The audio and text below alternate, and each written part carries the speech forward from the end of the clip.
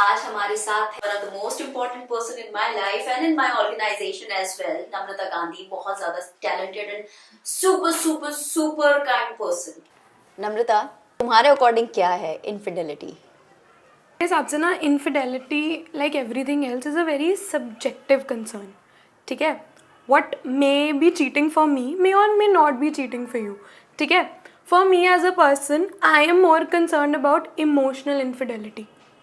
And then there are people who are more concern about physical infidelity. उनके लिए cheating सिर्फ तब है when their partner goes around and sleeps with someone else और probably they have any kind of physical interaction. ठीक है, but then there are people जिनके हिसाब से infidelity is simply your partner investing emotionally in another person.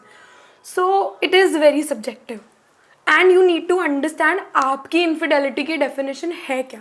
आपके लिए what your partner does is cheating. So इसका मतलब ये हुआ कि हमें अपने आप को स्टडी करना बहुत ज़्यादा ज़रूरी है.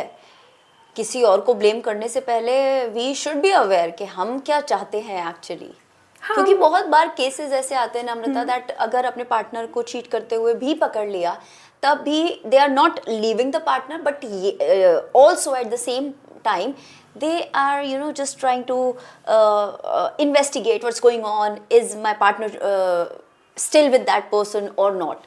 So ये जब सिनेरियो आता है यहाँ से पता चलता है कि मेंटल हेल्थ के ऊपर क्या इम्पैक्ट हो सकता है एक इंसान का. सो इस सिनेरियो के बेसिस पर आपका क्या व्यू पॉइंट है कि मतलब आप छोड़ भी नहीं सकते हो, लेट गो भी नहीं कर सकते हो रिलेशनशिप को, but at the same time आप उसकी जो इश्यूज हैं, इनफिडेलिटी इश्यूज हैं, उसको आप एक मतलब बर्दाश्त भी नहीं कर पा रहे हो. तो ऐसी सिचुएशन में किस तरह से बंदा अपने आप को हेल्प करे? कभी कभी ना क्या होता है, हम रिलेशनशिप में हैं, जब आप सिंगल हो ना, I will not tolerate this in a relationship. ठीक है, बड़ा आसान होता है ये बोल देना कि if your partner cheats just leave. I totally. ठीक है, लेकिन the moment you get invested, जहाँ आपके इमोशन इन्वेस्टेड हैं, जहाँ आपका टाइम इन्वेस्टेड है, जहाँ आप एक ड्रीम लाइक लाइफ लेकर चल रहे हो, even if that relationship is not a dream today, it is definitely a dream for tomorrow. कि कल एक बहुत अच्छा एक सर्टेन वे में ये मेरा फ्यूचर दिखने वाला है with this person. And when that person cheats in a relationship, you try to compromise your own boundaries because you scared to leave. ये तो होने ही वाला है ना. मे बी मैं आज यहाँ बैठकर बोल रही हूँ because I'm not in a committed relationship कि yeah, if your partner goes around and kisses somebody, you should leave that relationship. But when the same person is in a relationship, you might compromise on that. क्योंकि जो dream है जिसमें आपको रहना था, you choose to live in that and you let go a lot of things. Until the point where you can't let go anymore. पर यार let go तो करना इज सेकेंडरी, बट ये कहाँ से I would say that acceptable है कि हम उस इंसान की जासूसी में लग जाए? जासूसी क्यों कर रहा है कोई इंसान, ये सोचो. एक्सेप्टेबल अनएक्सेप्टेबल तो अगेन डिफरेंट टेंजेंट वाली बात है, पर जासूसी क्यों कर रहे हैं हम? Because we're too invested, we're scared. ठीक है, a lot of times what my partner does defines my own sense of worth. मेरी self worth उस बंदे में invested है. How I view myself is totally dependent on. तो इसका मतलब कि अगर this issue is coming up in a relationship, तो वो सबसे पहले जो हिट करेगा that is self worth को हिट करेगा. आपके नज़रिए में इनफिडेलिटी अगर एक सरल भाषा में पूछा जाए तो क्या है? ओके, सरल भाषा में infidelity is everything that you do with another person that is not acceptable to me. ठीक है, बहुत सिंपल. मेरा पार्टनर एक दूसरे XYZ इंसान, regardless of the gender, regardless of the platonicity of the relationship, regardless of anything, मेरी acceptance level के beyond if my partner is doing anything, that is infidelity. It can be emotional, it can be physical. ठीक है, हो सकता है there are people who are okay with their partners getting intimate और you know एक certain level of intimate hugs हो गए या certain level of physical intimacy, maybe they are okay with it, but they are not okay with the idea of emotional intimacy. ठीक है, then there could be people who are okay with ठीक है emotional intimacy is fine but you should not get physical. So सबकी boundary बहुत different होती है, सबकी understanding of cheating बहुत different होती है. So first step is to identify मेरे लिए cheating क्या है. अंडरस्टूड. सो मतलब इंसान को खुद को समझने की सबसे ज्यादा जरूरत है और उसी के साथ साथ अपने जो उसकी जो आइडियोलॉजी है, राइट, उसको ना ही सिर्फ समझना बट ऑल्सो अपने वर्ड्स में सामने वाले के सामने रखना. एग्जैक्टली वो बहुत ज्यादा इम्पोर्टेंट है. रिलेशनशिप में कम्युनिकेट कर पाना कि यार this is cheating for me. End of course हमें ना ये सिखाया नहीं जाता, तो हम ना ये डिफिकल्ट कॉन्वर्सेशंस ना we refrain from having these difficult conversations. But it is important for me to tell my partner कि मेरे लिए ये cheating है भाई, and it is important for them to tell me, and it is important अगर हम दोनों को वो relationship चलाना है तो हम सामने वाले की understanding का ध्यान रखेंगे. If hugging someone is not acceptable to my partner, maybe I should refrain from it because वो उस बंदे के लिए cheating है. So very good thing that if both are willing to work on a relationship, then हमें relationships are never 50-50. It will be like 20-80 or it will be like 30-70, but never 50-50. Yeah. We have to understand each other, respect each other, accept each other. That is the main thing. अब बात करें infidelity की, तो फिर I just wanted to know the same point. Is it gender specified? Okay. Infidelity is not gender specific, ठीक है. Men can cheat, women can cheat, but definitely both cheat for different reasons, ठीक है.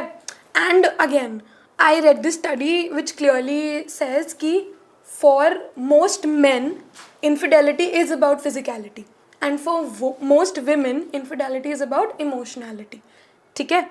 Then men cheat because it's not gender specific, but I'm going to give a very controversial opinion here, ठीक है.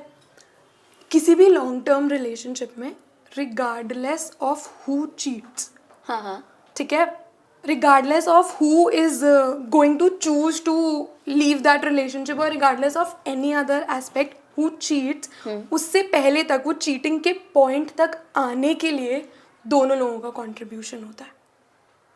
I'm not sure how many people are going to agree to this statement, but I have a strong ideology behind this कि दो लोग जब एक relationship में होते हैं and one of them chooses to cheat, जब दो लोग एक point तक invested थे and one of them chooses to move out of the relationship using cheating probably, और they seek comfort somewhere else, इसमें दोनों लोगों का equal contribution होता है. Well, I agree with this statement of yours, but not completely, because बहुत बार देखा है नम्रता, clients आ रहे हैं, उसमें 100% invested है, suddenly a partner got to know that the person is cheating. So आपको सच में लगता है इतना sudden होता है? एक मैं बात बताऊं, this is something like very debatable and out of our context, so let's just not talk about it. But yes, many people, as you say, that it is controversial, and I am saying that I am not totally agreeing with your statement, right? ठीक है, दो लोग चल रहे हैं, suddenly किसी का interest खत्म नहीं होता है, I do agree.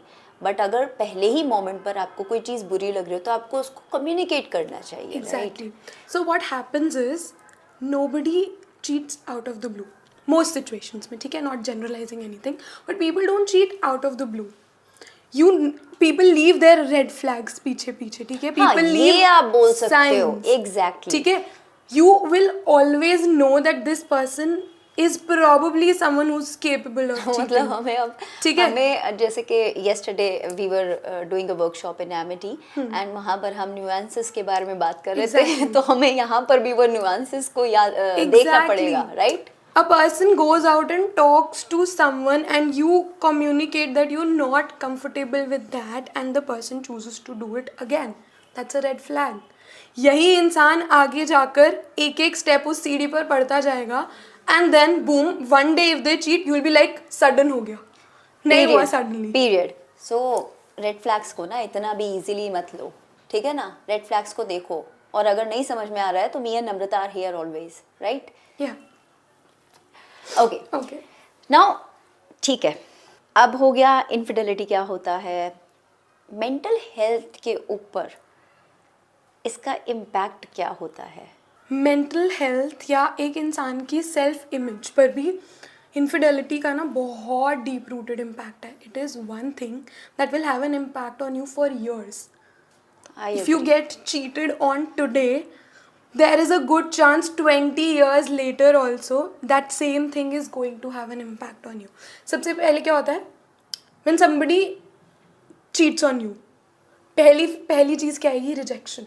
I felt rejected, which is a Exactly. direct question of my self worth. क्या मुझ में कोई कमी थी that this person left, और क्या मेरे अंदर कोई प्रॉब्लम है, या what did I do wrong, where did I go wrong.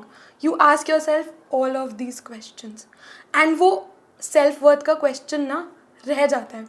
It's like एक इंसान कंप्लीटली शैटर हो जाता है when they get cheated upon. Because second point क्या है, आपने ट्रस्ट ले किया था किसी इंसान पर. Exactly, ठीक है. exactly. Now your capacity and capability to trust is shattered.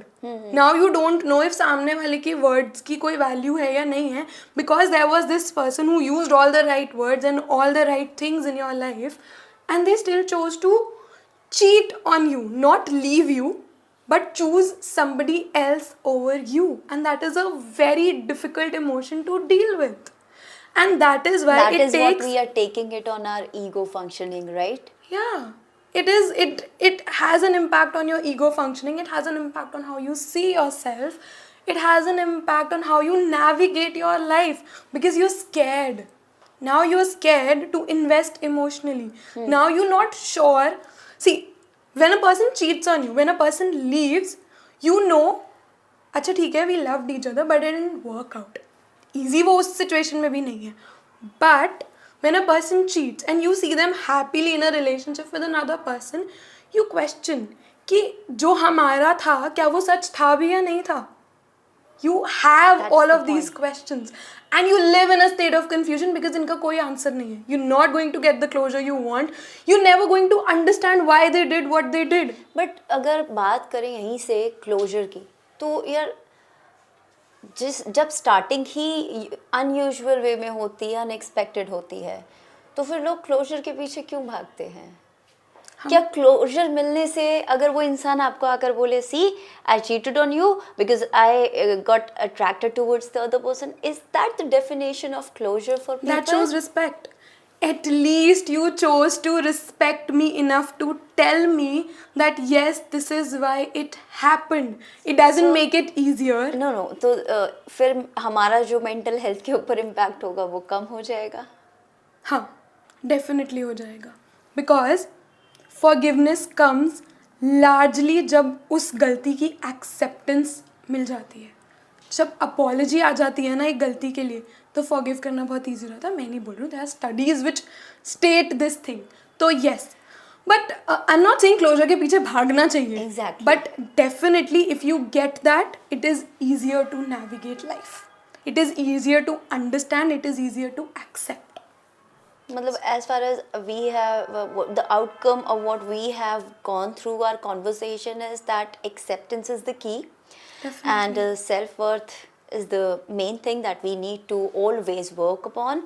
Emotional quotient, a very important thing जो मुझे समझ में आई है, that emotional quotient हम लोगों को बिल्कुल भी नहीं है. We are not even aware about the emotional regulation of ours. और ये हमें कोई सिखाता ही नहीं है यार. एग्जैक्टली. जैसे एकता ने बोला, commitment is what? Commitment is respect. Yes. You choose to respect me enough to tell me that you want to stay with me. You choose to respect me enough to say this is not what I want anymore. It is very difficult to have that conversation. I'm agreeing. But if you respect that person enough, I'm not saying प्यार नहीं खत्म हो सकता. I'm not saying you can't get वो तो- attracted to anybody it else. is All okay, of it yes. is valid. But if only you choose to respect that person enough to tell them that okay, I did that and I don't want to be with you anymore, it makes sense because that gives you the closure. That means हमें अपने societal norms को ना आगे रखते हुए हमें real जो ground reality है इमोशनल लेवल पर उसके ऊपर काम करने की ज़रूरत है। डेफिनेटली। और अगर हमें प्रॉब्लम हो रही है तो हम अपने पार्टनर को जाकर इस चीज़ के बारे में बताएं और उस चीज़ को एक अच्छे नोट पर हम ख़त्म भी कर सकते हैं। Definitely. With that what is the last thing आप जो हमारी ऑडियंस से बोलना चाहोगे? It is very difficult to understand what that person did and why they did what they did. ठीक है, but 80% situations में, even I'm not even going to give a number, but in most situations it has nothing to do with you. A person cheating has a lot to do with how they think, how they were brought up, what their insecurities are. A lot of times people cheat because वो commitment से डरे हुए होते हैं and it scares them off. A lot of times people cheat because they're not comfortable with their own self and going to someone else makes them feel that comfort with their own self. So 80 to 90% of the times cheating is not about you. It is definitely about the relationship you had with that person. Definitely relationship में flaws होंगे, relationship में barriers होंगे, but it is not about if you are worthy of love or anything about you. आप अपने आप में कुछ भी change करके उस रिलेशनशिप के डायनामिक्स को चेंज नहीं कर सकते थे, बिकॉज रिलेशनशिप में चेंज भी एक 2-वे प्रोसेस होने वाला था. आप सोचो आप हील कर लोगे, सामने वाला ठीक हो जाएगा, रिलेशनशिप फिक्स हो जाएगा, ऐसे नहीं होता. Relationship is a two way process, so it's not about you. So stop beating yourself up over the fact कि मैंने क्या गलत कर दिया, because you could have done everything right and the person could have still chosen to cheat because of who they are as individuals, how they've been growing up, how they've been brought up, and how they feel about themselves. It is everything about them and nothing about you. Well, I totally agree with that. So इसी के साथ the last thing that I would like to convey to you people, my Blooming Souls family, that रिश्ते जो होते हैं वो रेत की मानंद होते हैं, means रेत की तरह होते हैं. आप जितना मुट्ठी को बंद करोगे उतना हाथ से छूटते जाएंगे, और जितना हाथों को खुला रखोगे उतना ही आपके साथ रहेंगे. It's a very deep thing. समझ गए तो ज़िंदगी बहुत अच्छी होगी. वेल, आई होप कि आज के एपिसोड से आप लोगों को बहुत ज़्यादा क्लैरिटी मिली होगी regarding the different perspective of people and impact on the mental health sector, right? So इसी के साथ we will be back pretty soon when on Talk with Sadaf. So this is Sadaf Saeed signing off.